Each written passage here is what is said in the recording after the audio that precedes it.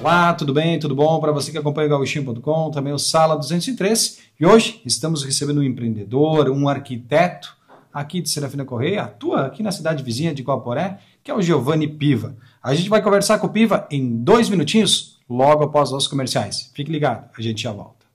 Você que mora em Serafina Correia e região e sofre com dores na coluna, ciático, dores musculares ou nas articulações, precisa conhecer o Instituto Coluna Vertebral. Faremos uma avaliação criteriosa para o seu caso, utilizando os melhores tratamentos na área da quiropraxia e fisioterapia, para que você tenha menos dores, mais saúde e qualidade de vida. Siga a nossa página no Instagram, clique no link da bio e nos chame pelo WhatsApp. 2025 apenas começou e nós, aqui da Uraunic Serafina, já estamos preparados para lhe entregar o melhor tratamento odontológico da cidade.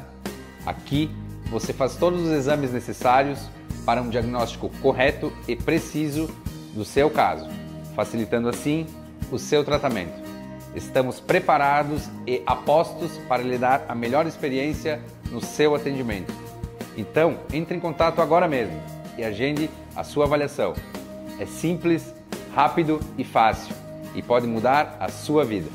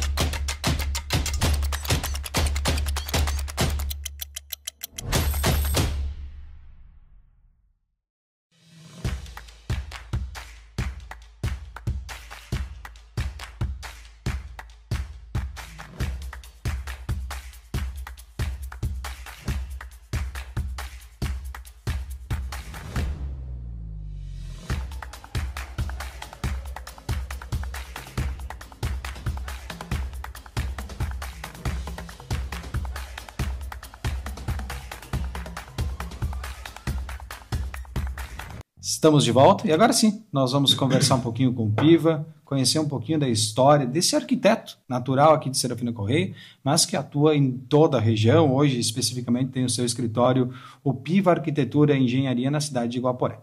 Mas vamos lá, vamos bater um papo com o Piva. Primeiramente, Piva, gostaria de lhe agradecer por estar aqui, dispor um pouquinho do teu tempo para estar aqui conosco, compartilhar um pouquinho da tua história, da tua trajetória e também, né, dos teus projetos que tu realiza. Muito boa tarde, seja bem-vindo ao Sala 203, seja bem-vindo ao Gauchinho.com, Piva. Thales, muito boa tarde, também te agradeço de todo o coração aí por ter lembrado da minha pessoa, do meu nome, fico muito feliz, eu já acompanhava aí o teu trabalho há algum tempo, um trabalho muito bacana, tá? Bem legal porque a gente acaba conhecendo melhor as pessoas que a gente convive no dia a dia e nem sempre a gente conhece a história toda, né?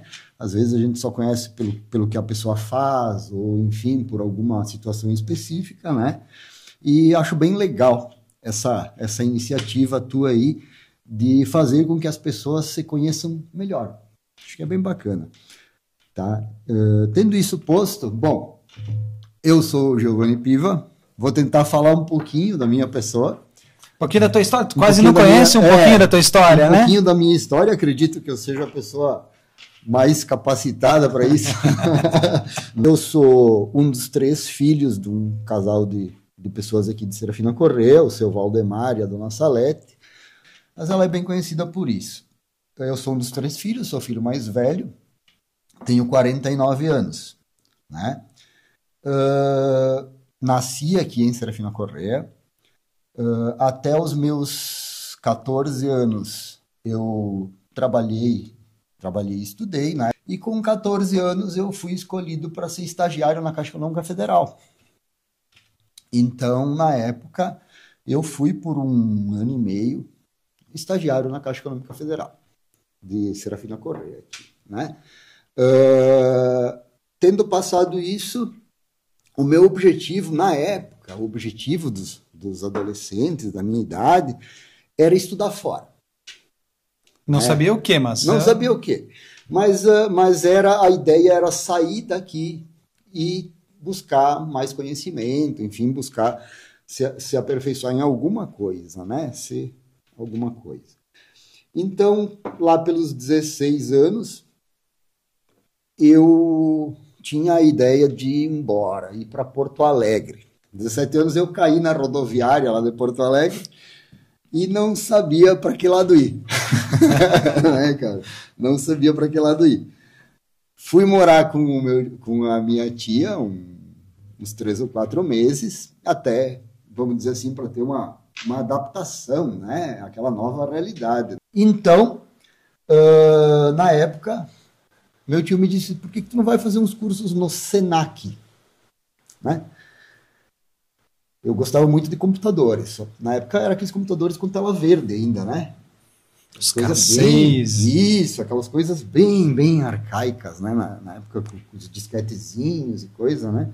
Colocava uma foto no computador, ele já travava. Já travava. Se a imagem tivesse 2 movimentos e um som, ele já não rodava, né? Era um troço que, né? Muito arcaico na época ainda, mas enfim, eu fui pro Senac fazer cursos de computação e de programação gráfica na época, que era uma grande novidade, né? Na época não existia ainda o Windows XP, essas coisas, Windows nada, não existia isso ainda. Então você programava o computador, tu dava uma série de comandos para ele e ele ia executando esses comandos, né? Os comandos que hoje tu clica num ícone e o comando é dado automaticamente e tal, mas na época isso não existia. Né? Então eu fui fazer isso, programação gráfica e essa parte toda de computação. Fiz um ano, mais ou menos, de cursos e me especializei, fiquei bom nessa área. Nesse meio tempo, existia uma empresa em Porto Alegre que se chamava Printcor, que era a empresa que fornecia tintas e vernizes para a Credeal, aqui de Serafina. Tá? Essa empresa era de São Paulo e tinha uma filial em Porto Alegre. E numa dessas ocasiões, o gerente dessa empresa veio a Serafina.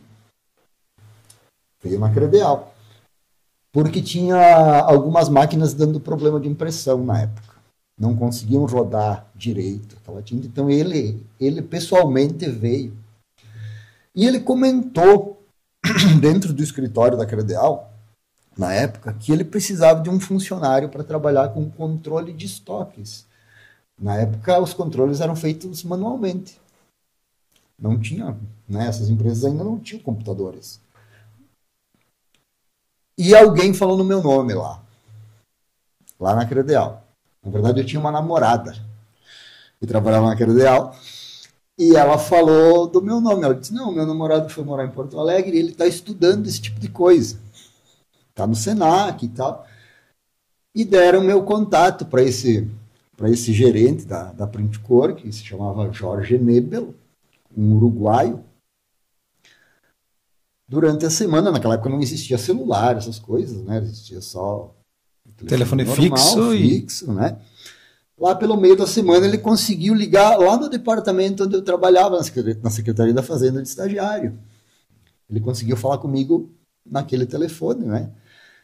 E ele me disse, olha, eu queria te fazer uma oferta de emprego. Eu queria conversar contigo, enfim.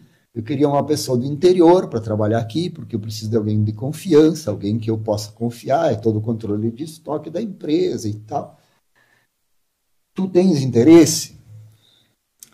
Eu tinha, né? Tinha todo o interesse do mundo, né? Aí eu disse, não, eu tenho interesse sim. Quando é que o senhor pode me receber aí, né, para a gente conversar? Eu disse, não, a hora que tu puder, durante a semana. Só que eu não conhecia nada de Porto Alegre. Muito pouco, eu conhecia só o centro de Porto Alegre. E essa empresa, ela ficava lá na Zona Norte, no fim da Zona Norte de Porto Alegre. E eu peguei 3 ônibus errados para chegar até lá. Né? Eu peguei 3 ônibus errados, eu cheguei 1 hora depois do combinado lá, né, cara? E aí eu disse, olha, me desculpa, eu não conheço os ônibus aqui de Porto Alegre, eu peguei 2 ônibus errados até eu achar o certo e demorei para chegar, né?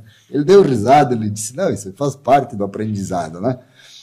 Em resumo, ele me convidou para trabalhar lá e eu fui.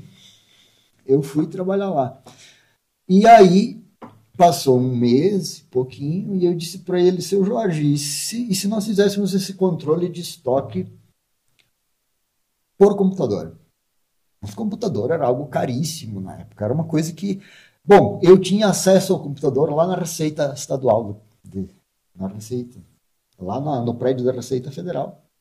Desculpa, da Receita Estadual, ali em Porto Alegre, do lado do Banrisul, que era onde eu fazia estágio. Só ali eu tinha acesso ao computador ou no Senac, para te ver como era uma coisa bem difícil, né? Aí ele me disse, olha, eu vou conversar com a matriz. Se a matriz aceitar que a gente compre esse equipamento, vamos comprar. E eles aceitaram. Eles compraram um computador na época. E eu montei, veja só, eu montei um controle de estoque em cima de uma planilha do Excel. Coisa que hoje qualquer um faz.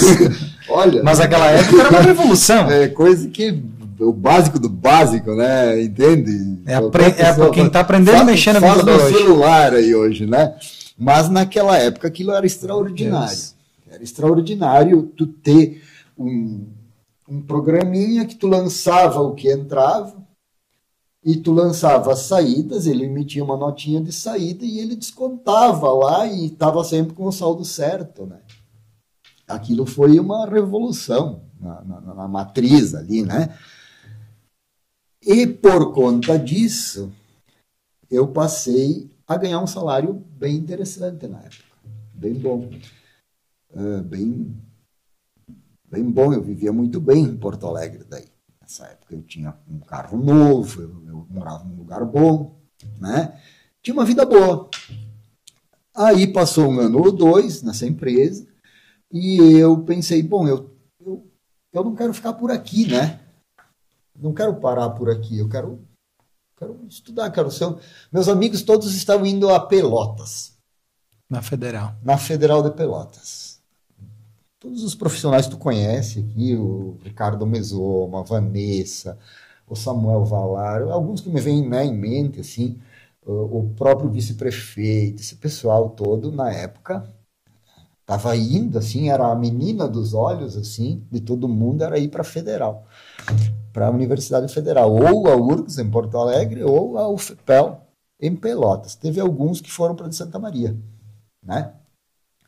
Então, na época, se tu pegar a linhagem de profissionais dessa época, a maioria, quase que todos, vêm dali. Porque houve meio que um movimento, assim, na cidade, as pessoas que podiam ir, né? Eu não tinha essa possibilidade na época, meus pais não podiam me pagar, né, a estada lá numa universidade federal, porque apesar dela ser paga, tu tem todos os teus custos, né?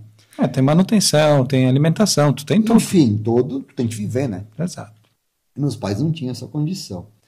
Aí eu continuei trabalhando lá nessa empresa e fui juntando um dinheiro. Até que eu tinha um dinheiro suficiente nas minhas contas para passar uns 3 anos sem trabalhar. Mais ou menos. Ainda não era suficiente, né? Mas, enfim, eu pensei, eu acho que eu não vou conseguir ir para uma federal.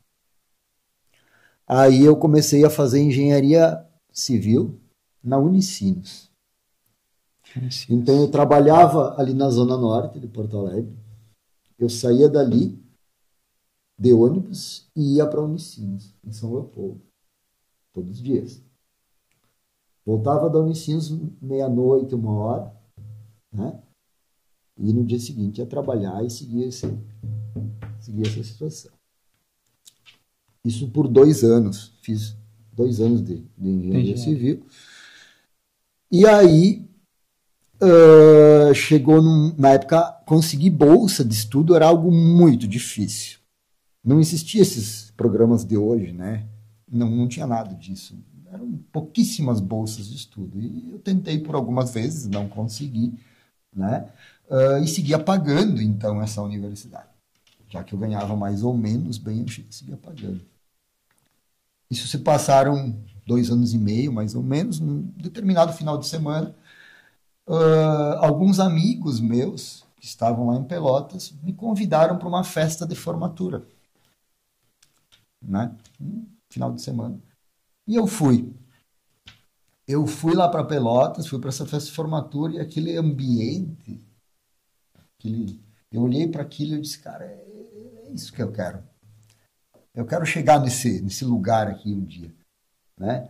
Só que para mim era uma dificuldade já, porque tu imagina assim, eu vou te ser bem honesto, eu nunca fui um grande estudioso. Até então. Eu não era o aluno exemplar da escola. Nunca fui. Eu era o aluno do fundão. Da bagunça. Da bagunça. Eu era... Não vou pintar um quadro que não existia. Eu era o aluno da bagunça. Eu era meio malandrinho, né? Passava nas provas e tudo mais, mas era daquele jeito, né? Às vezes com uma recuperaçãozinha. Uma ajudinha, uma coisinha. Uma provinha no colega da frente. Carente. Então eu pensava o seguinte, além da questão toda da dificuldade financeira, eu tinha uma dificuldade maior ali para vencer, que era a dificuldade do conhecimento necessário para entrar numa federal naquela época, que era elevadíssimo, né? Porque tu imagina assim, na época, eu não sei como é hoje, confesso, não sei como é que está hoje isso, mas na época existiam 4 cursos de elite na Universidade Federal, que era medicina, odonto, direito e arquitetura. Eram esses 4. Esses 4 cursos eram disputadíssimos. E disputadíssimos entre pessoas que tinham condições de ter todo um ensino básico de qualidade. E, além disso, de ter lá a possibilidade de passar, às vezes, 1, 2 ou 3 anos em cursinhos pré-vestibulares de alto padrão, onde tu aprendia muita coisa para poder passar nesse vestibular. Vestibular, na época, eu não sei como é hoje, não sei se é pior ou se é melhor, desculpa, eu não tenho essa informação.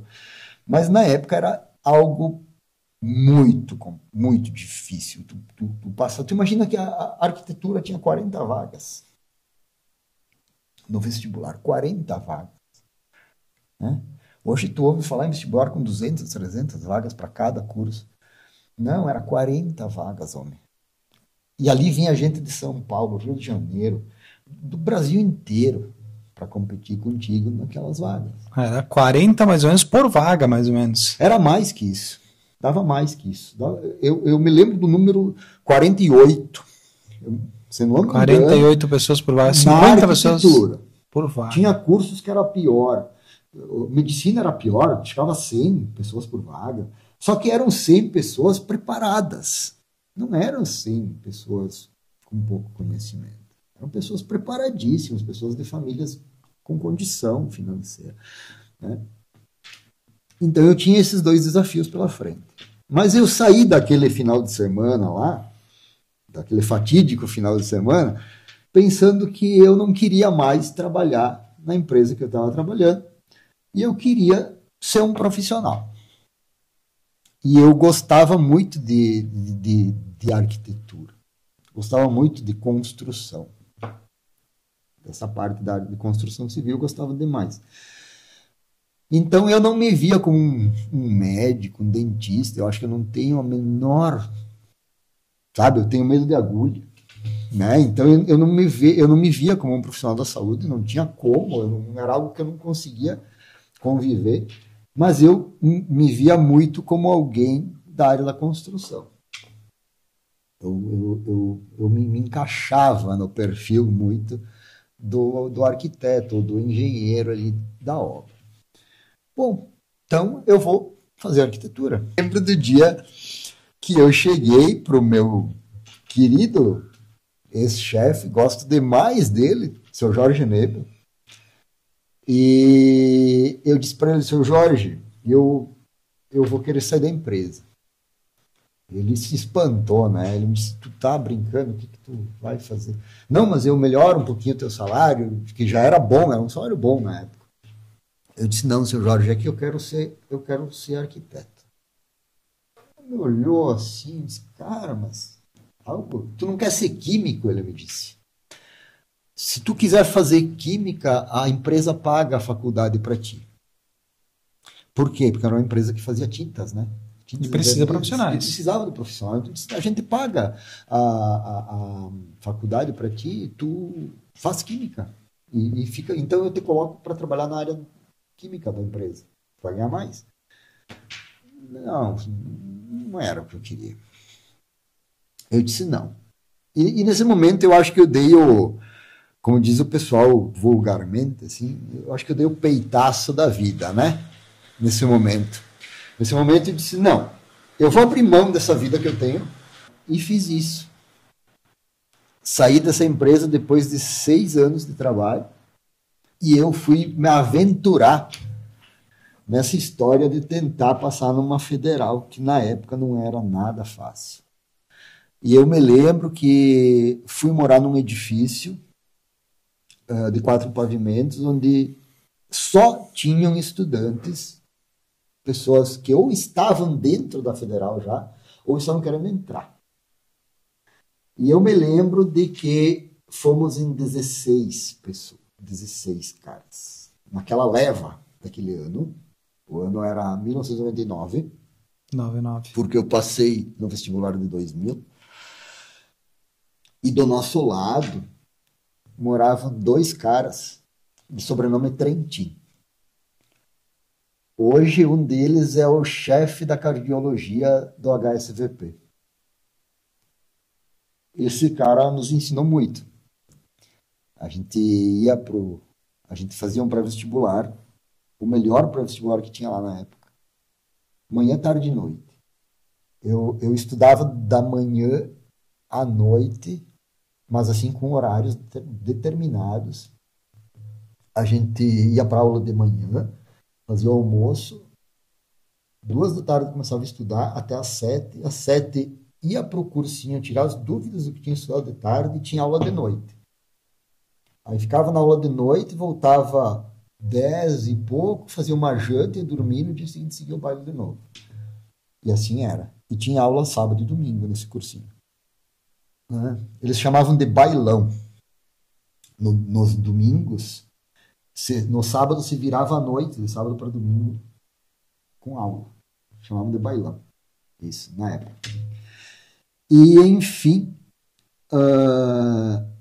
você passou esse ano de estudo para vestibular, e das 16 pessoas que tinha lá, eu fui o único que passou. 16 pessoas que saíram do Serafina. Eu passei em 21º. Né? De 40 vagas. De 40 vagas. Das 40, eu fiquei com a 21ª vaga. Então, para mim foi um desafio gigantesco esse. Porque eu tive que... Essas outras pessoas que estavam indo para lá, a exemplo do meu irmão e do meu primo, eles estavam saindo do 2º grau naquele momento. Então, o conhecimento, por pior que fosse, e o conhecimento na época dado aqui pela escola não era ruim, era bom, não sei como é hoje, mas era bom, só que nós não aproveitávamos. Eu falo isso para o meu filho hoje, né? Meu filho diz, hoje eu não vou para a escola. Eu disse, filho, tu não tem noção do que tu está perdendo, né? Porque esse conhecimento vai te fazer falta, né? Então, assim, eu tive que vencer a minha própria falta de interesse da minha adolescência e um déficit muito grande de conhecimento. Você estava aí 6, 7, 8 anos. De 7 anos fora do ambiente escolar. Então, para mim, como eu vou te dizer, foi um desafio enorme, né? Conseguir isso. E eu tive a alegria de conseguir. O meu irmão passou mais um ano fazendo pré-vestibular para passar para o direito e o meu primo mais 2 anos, além do que já tinha passado. E teve outros profissionais, me lembro do Juca Milhavaca, diversos outros profissionais que também seguiram nesse mesmo ritmo e também conseguiram depois entrar e se tornaram grandes profissionais, aí, pessoas reconhecidas, enfim, né? Então, passei no pré-vestibular, no vestibular, desculpa, da Federal de Pelotas, e então passei a cursar, né? Assim, eu acho que... E aí tu entra numa outra fase que é assim, tu entrando numa universidade não quer dizer muita coisa, na verdade, hoje, né? Porque o conhecimento que tu vai adquirir lá é igual à escola. Tu pode ser um bom aluno, um péssimo aluno e sair da escola. Tu vai sair dali. Um dia vai acabar. Vai acabar. Porém, com a experiência que eu tinha tido da minha adolescência, de ser um aluno desinteressado, aquilo foi uma virada de chave para mim. Eu mudei totalmente. Eu passei a ser o aluno mais interessado. Até porque eu não tinha outra... Sabe quando tu não tem outra alternativa de te dar bem na vida? Ou tu aprende não, eu não e se dedica... Eu não tinha outra alternativa. Então, para o meu pai manter a casa, manter a vida dele e nos ajudar ainda, era difícil. Ele fazia isso, ele fazia tudo que ele podia, mas era pouco, né? O dinheiro sofrido que ele ganhava, no momento que esse dinheiro chegava na nossa mão lá, ele era pouco. Porque lá tudo era caro. A gente foi vencendo etapas. Eu não tenho nenhuma vergonha de dizer que houve momentos em que eu ia para o mercado e eu comprava o básico do básico assim, para comer. Eu não tinha dinheiro para mais que isso. E eu tinha que chegar no fim do mês e pagar aluguel. A gente morava. A gente tinha os custos da faculdade, porque, na verdade, tu tem mas a Universidade Federal é paga. Não, é paga a mensalidade, mas o material que tu usa, tudo que tu precisa... Meu Deus, eu me lembro que para comprar um jogo de lapiseiras profissionais na época, para o meu pai era caríssimo. Tu me entende? Então havia uma dificuldade grande para nós nesse sentido.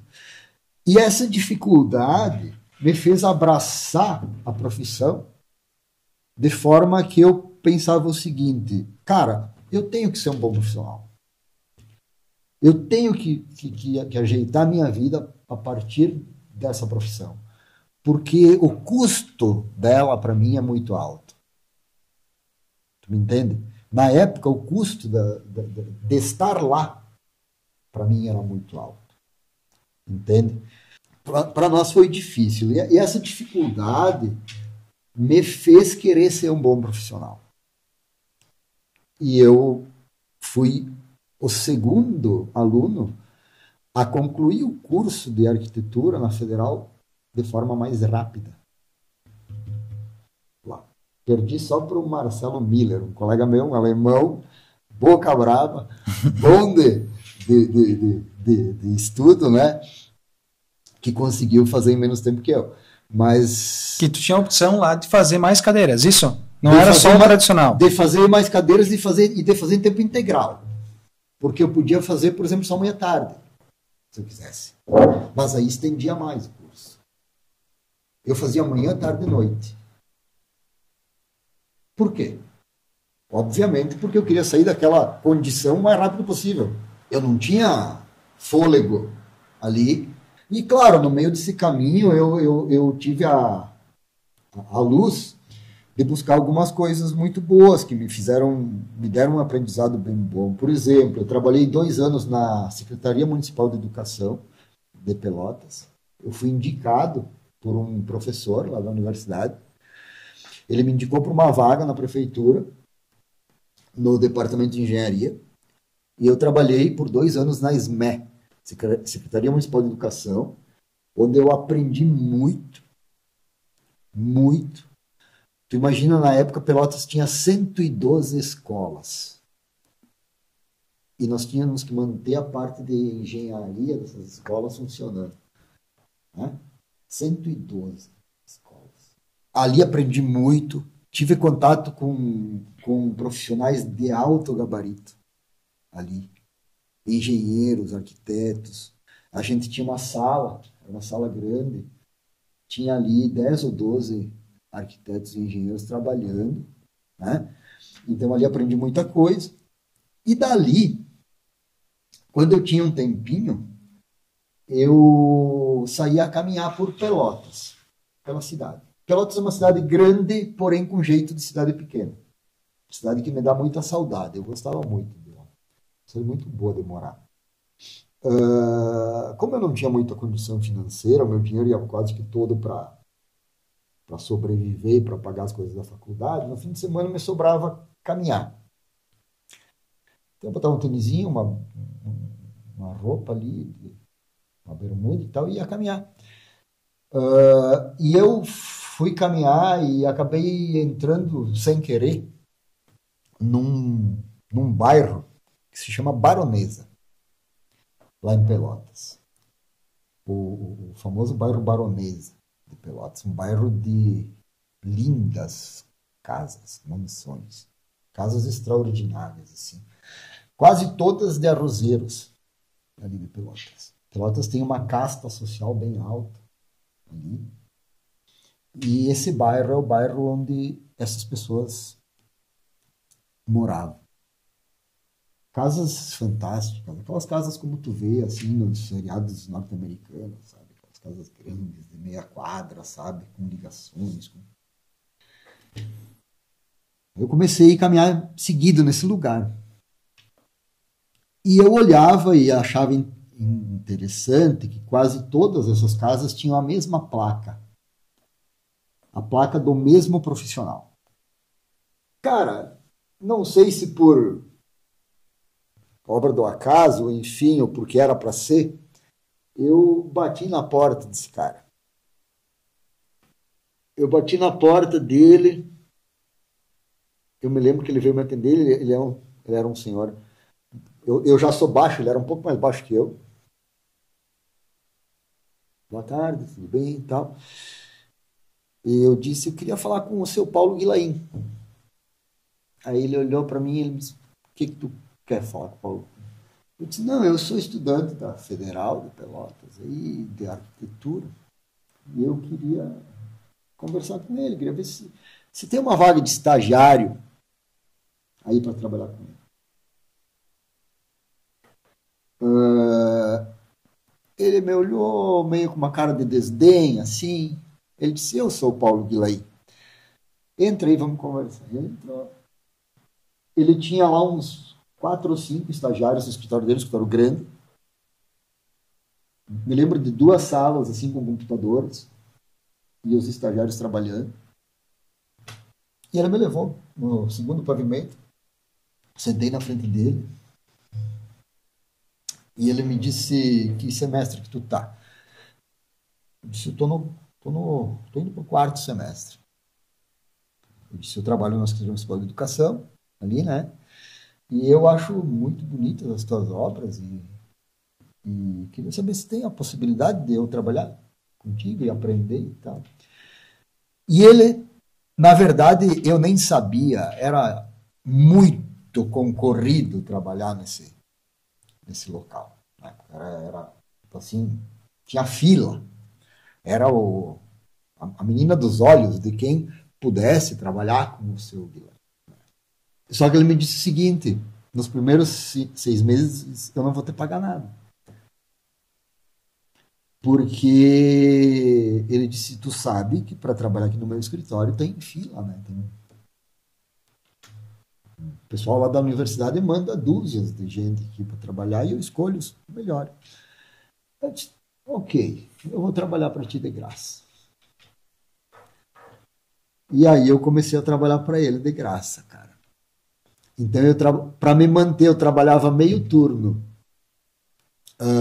com ele, de graça, não tinha como. E para me manter, eu pegava trabalhos lá daquele pessoal da Secretaria de Educação, eu saí de lá, né, tive que sair, e eu pegava trabalhos de fora. Né? Eu fazia como que terceirizado. Eu passava as madrugadas trabalhando, né, para ganhar uns pila, e para ele eu trabalhava de graça. Então eu trabalhei 6 meses, não deu 6 meses, 5 meses. E aí um dia ele me chamou, ele me disse, não, a partir de hoje eu vou te pagar para te trabalhar aqui porque tu merece, porque o teu trabalho é diferente. Ele me disse, das pessoas que estavam aqui, ele disse, tu é a que eu achava que menos ia dar certo. E tu é a que mais deu certo. Ele me disse, porque tu tem vontade de trabalhar, coisa que a maioria das pessoas não tem. E aí ele passou a gostar muito de mim, e se eu botasse alguns áudios aqui atuais dele falando comigo, ele me trata como se fosse filho dele. Foi com ele que eu aprendi a gostar de jet ski, né? Que é um esporte que tu é apaixonado também, eu né? sou apaixonado. E aí entra a história do jet ski, né? O Paulo, nos finais de semana eu não tinha grana, então eu não tinha muito o que fazer, né? Ficava em casa, dar uma caminhadinha, fazer alguma coisa, e eu nunca me esqueço do dia que ele chegou para mim e disse, o que tu vai fazer no fim de semana? E eu tinha uma namorada lá. Eu disse, não, eu vou dar uma volta com a minha namorada, eu vou dar uma caminhada na avenida, fazer alguma coisa.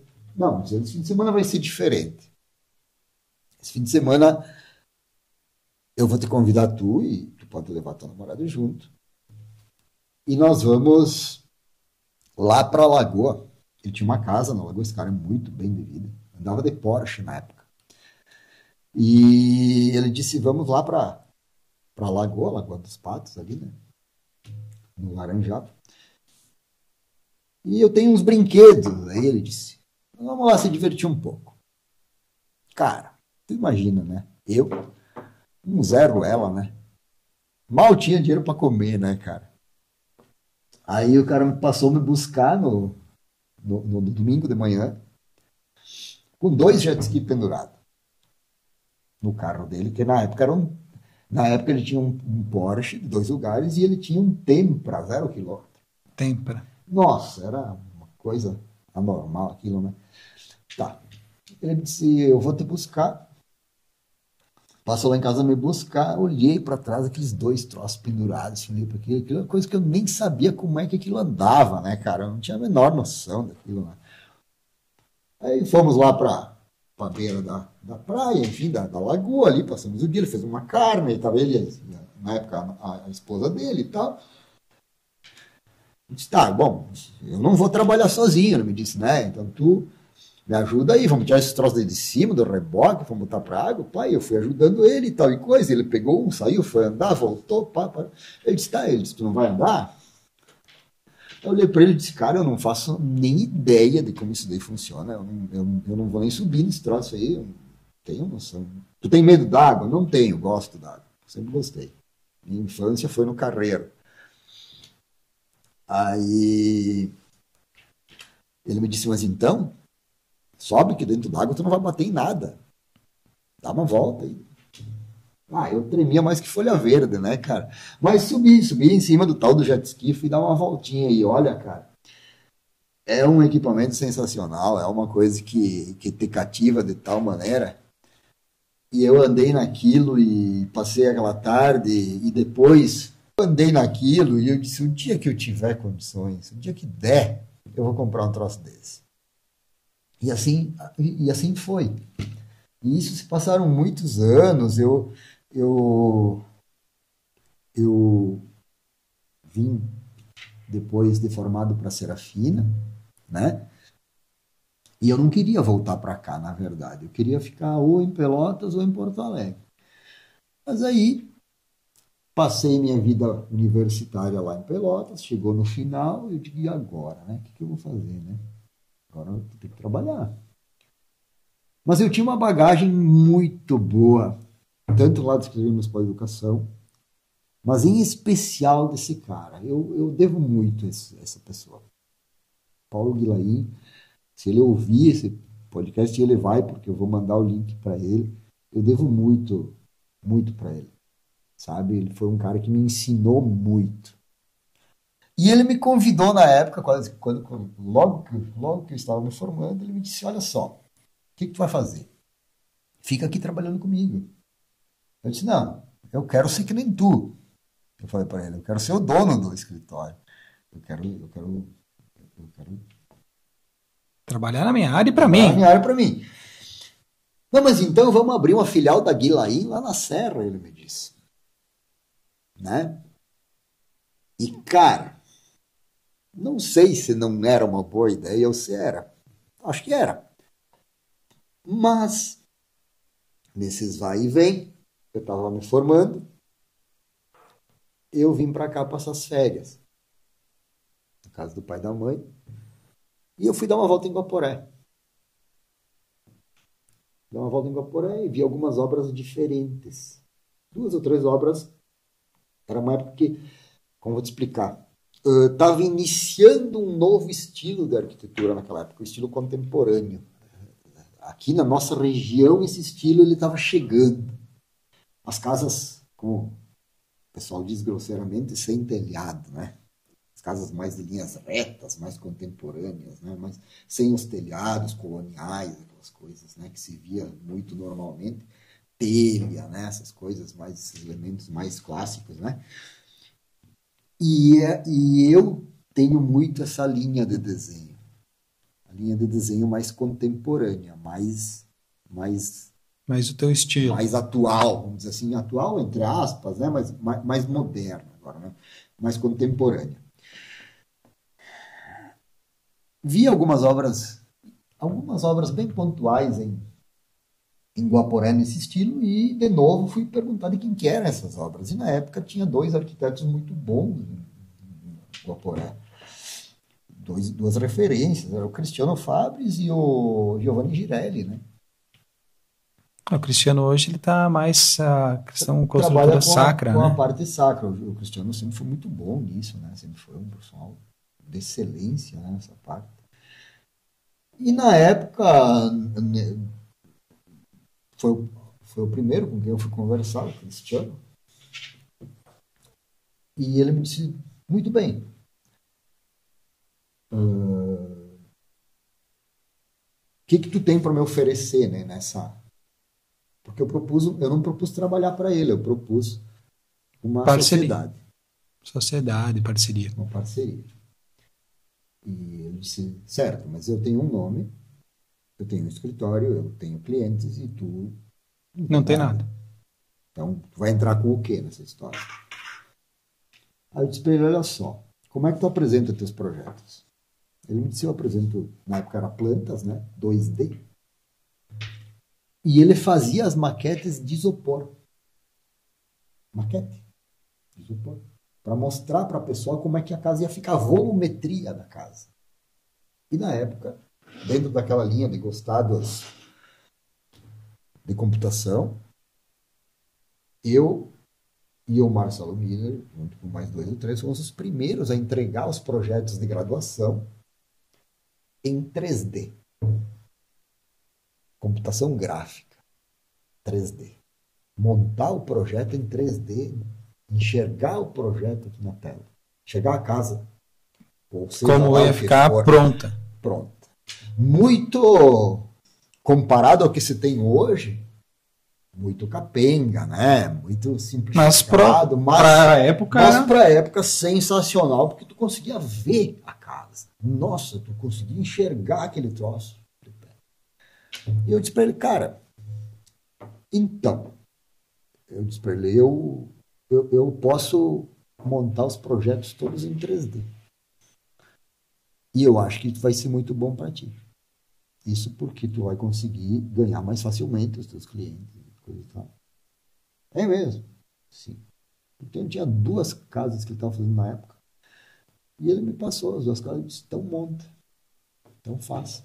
E eu fiz. As casas em 3D. E quando os clientes vierem olhar para aquilo, nossa.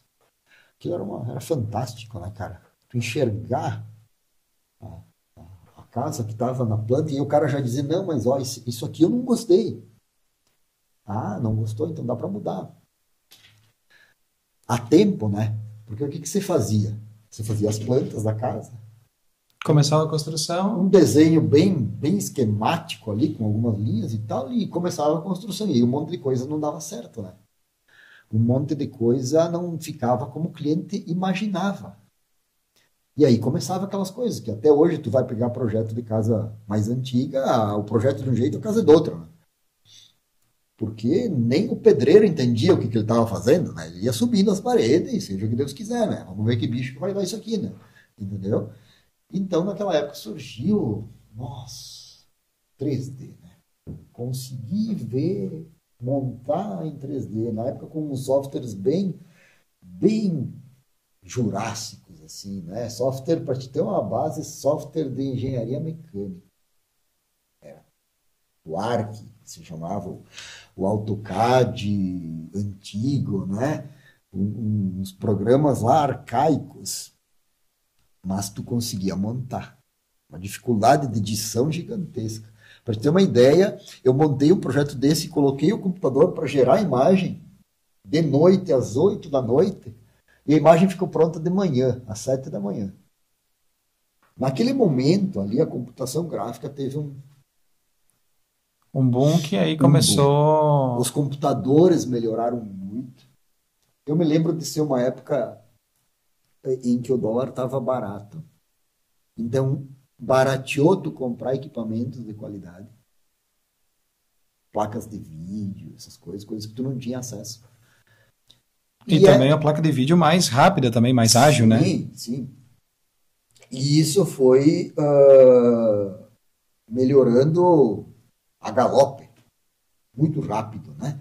Em um ano, tu já tinha uma qualidade de projeto muito melhor. E aí, nesse momento, eu além de fazer os projetos para mim e para o Cris, que nós tínhamos a Fabris e Piva, arquitetura, eu montava o 3D dos outros profissionais. Também terceirizava. Sim, porque eles me diziam, Piva, eu tenho essa obra aqui, ó, tu faz para mim? Quanto é que tu cobra? Tu faz para mim o 3D? E eu fazia. Entende? Então eu comecei a ficar conhecido por essas obras assim. E te confesso que tu projetar uma obra em 3D é muito mais tranquilo, né? A pessoa consegue visualizar e consegue... Sim, tu consegue visualizar o que fica bom e o que fica ruim também, né? O que não dá certo. Porque às vezes tu monta, eu vejo assim, às vezes a gente monta as plantas de um edifício de 18 andares, por exemplo, como que estamos sendo Encantado. Até mesmo nós temos a dificuldade de visualizar aquilo ali antes dele subir em 3D. E ver se tudo está se encaixando, tudo está dando certo, e onde que está dando errado. Tu me entende? Então, assim, passou a ser bem melhor projetar. Facilitou o trabalho. Facilitou o trabalho. Eu fui ficando conhecido porque, tendo essa ferramenta, eu conseguia fazer projetos mais arrojados. Se tu for pegar, por exemplo, assim, aquelas casas do condomínio Pôr do Sol, né? Se não me engano, tem 2 só que não fui eu que fiz. São todas foi tu Sim. que desenhou elas. E aí tu vai olhar... Criou. Sim, e aí tu vai olhar o desenho delas, ele é bastante arrojado para a época. Até para hoje. Algumas. A casa, por exemplo, do Edson Zanquetti, uma casa de um desenho extremamente arrojado. Que não tinha como fazer se não fosse em 3D. Assim. Tu não teria noção de como ficava. Não. E assim a Fabris e Piva foi tendo até que o Fabris aí acabou saindo da sociedade. Então, aí ali foi onde eu nasci como profissional. Eu agradeço a esse profissional, né, pela oportunidade.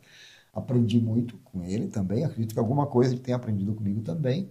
E em determinado momento... ele sempre teve presente esse dom, né, que ele tem da arquitetura sacra, né? Na época, inclusive, só fazendo um comentário, nós fomos contratados para fazer a Via Sacra de Serafina aqui. todos os capitéis e todos os símbolos que tem ali fomos nós que desenhamos na época, né? Muito mais, ou nós, diga-se de passagem, muito mais o Cristiano do que eu, porque ele tinha... Ele tem esse dom, ele tem essa... A cultura sacra muito presente, né? E eu não tinha isso. Acho até que esse trabalho dentro de outros abriu ainda mais essa perspectiva. E em determinado momento a gente apontava para direções diferentes. Eu queria fazer obras contemporâneas e ele tinha muito essa mão, né, da arquitetura sacra. Ele fazia pinturas em igrejas, ele fazia uma série de coisas desse tipo. Eu me lembro que na época, antes da gente decidir separar o escritório, eu me lembro que ele estava fazendo a Salton lá em Bento. Trabalho sensacional lá na Salton. E em determinado momento eram dois profissionais distintos, né? Então já não dava mais para trabalhar junto. Aí ele seguiu na arquitetura sacra, ele tá, acredito, até hoje, ainda muito melhor do que era, e eu segui na construção civil. Na construção civil normal, fui trabalhando para todo tipo de cliente, né?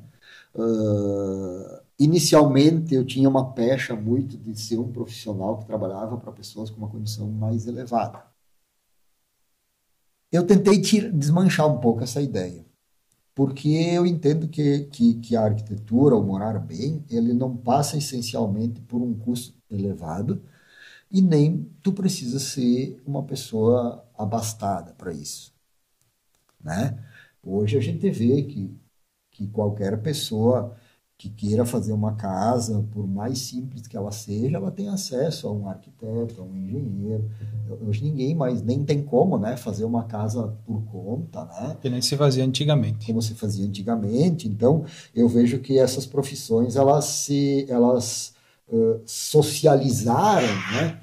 Elas ficaram disponíveis a uma parcela bem maior da população, quase toda, né? Enfim, coisa que não existia lá antigamente. O meu pai, a casa dele, ele fez por conta. Não tinha engenheiro, foi ele o engenheiro. Não tinha arquiteto, né? Então, se tu for pegar os arquivos da prefeitura lá de 1980, 1970, tu vai ver que pouquíssimas edificações da cidade, normalmente das pessoas de poder aquisitivo maior, é que tinham efetivamente um arquiteto, um engenheiro responsável e que fez as plantas, que colocou na prefeitura e fez o processo normal, né? Piva, para nós encerrar, estamos chegando aí quase numa hora já de conversa. Ótimo. Só vamos falar um pouquinho só de onde tu está localizado hoje, vamos falar um pouquinho do teu escritório, quais são os meios de comunicação, quem quiser entrar em contato contigo, te conhecer melhor, contratar o teu trabalho, ou, enfim, estou pensando em construir, quero ter uma ideia de um arquiteto que tenha conhecimento, quero saber se vale ou não vale a pena.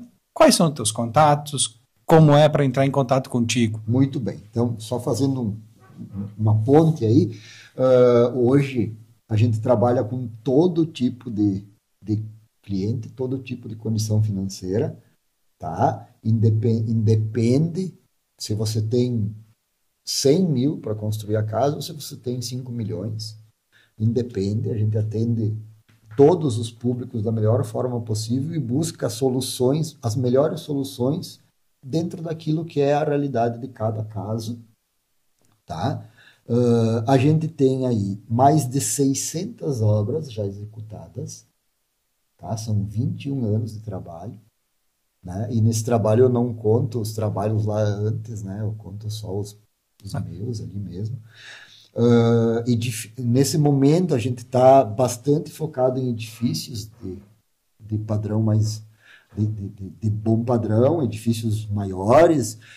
Aqui em Serafina, por exemplo, a gente tem hoje 4 edifícios nossos, projeto nosso, sendo tocados. Tem ali o maior edifício de Serafina aqui, né, o Pierotti, é projeto nosso, alguns outros edifícios que estão em construção, casas diversas de todos os padrões, né? Guaporé, por exemplo, casas bem conhecidas aí de pessoas, não vou citar os nomes, aí nós fizemos, e também fazemos, como te disse, casas menores. E semana passada entregamos aí um projeto de 70 metros quadrados, bem tranquilo, a gente faz o melhor possível dentro de cada caso. Para nos contatar, pode ser pelo WhatsApp, pode ser pelo Instagram. Nós temos o Instagram do escritório, as pessoas nos procuram bastante pelo Instagram. O Instagram é uma ferramenta nova, né, entre aspas, nova. O nosso escritório sempre foi e continua sendo no edifício Fênix, lá de Guaporé, no segundo pavimento, né, no centro de Guaporé, tá? Mas a gente atende o estado inteiro e atende a domicílio. Tá? A pessoa não tem a necessidade de sair de Serafina. Mas eu queria fazer um projeto com Piva, mas eu não tenho tempo de ir até Guaporé. Não tem essa necessidade. Só nos contata, eu vou te atender na tua casa. Tá? Eu vou te atender onde tu achar adequado. Né? Nós trabalhamos com projetos, hoje nós temos projetos no estado inteiro. Estamos com obras aí, só bem rapidamente, Capão da Canoa, Flores da Cunha, Caxias, Bento, né? Nova Bassano, uma quantidade enorme de obras já fizemos, Nova Prata, né? Temos agora umas obras bem legais iniciando em Nova Prata, Guaporé tem bastante coisa, Serafina, serei eternamente grato à cidade de Serafina, porque sempre nos deu muito trabalho, sempre nos trouxe bastante pessoas nos procuram, mesmo o escritório estando em Guaporé. E o fato do escritório estar em Guaporé não quer dizer nada, na verdade é só para a gente conseguir ficar mais no centro da região e atender melhor, porque eu tenho que praticamente todos os dias viajar a Lajeado, Bento, Caxias, esses locais assim, então fica um pouquinho mais na mão ali, né? Mas a gente fica à disposição de todas as pessoas, né? Pessoas que queiram construir para si, ou pessoas que tenham empresas construtoras e queiram um profissional com já um bom tempo uma boa bagagem de estrada, uma boa bagagem, sem desmerecer qualquer outro profissional. Tem muito profissional bom, né? Pessoas muito boas e ótimas aí, mas a gente fica à disposição aí para quem queira nos procurar. Vamos atender com todo carinho e tentando fazer o melhor possível, com certeza. Piva, muito obrigado por estar aqui, por conversar um pouquinho conosco hoje à tarde, e também espero que inspire muitas pessoas e também muito sucesso, muitos negócios para ti. Muito obrigado, mais uma vez te agradeço, Thales, pela oportunidade de estar aqui. Muito obrigado a você pela audiência, a gente volta amanhã aqui no Gauchinho.com. Você que mora em Serafina Correia e região e sofre com dores na coluna, ciático, dores musculares ou nas articulações, precisa conhecer o Instituto Coluna Vertebral. Faremos uma avaliação criteriosa para o seu caso, utilizando os melhores tratamentos na área da quiropraxia e fisioterapia, para que você tenha menos dores, mais saúde e qualidade de vida. Siga a nossa página no Instagram, clique no link da bio e nos chame pelo WhatsApp. 2025 apenas começou e nós, aqui da Auraunic Serafina, já estamos preparados para lhe entregar o melhor tratamento odontológico da cidade. Aqui você faz todos os exames necessários para um diagnóstico correto e preciso do seu caso, facilitando assim o seu tratamento. Estamos preparados e apostos para lhe dar a melhor experiência no seu atendimento. Então, entre em contato agora mesmo e agende a sua avaliação. É simples, rápido e fácil e pode mudar a sua vida.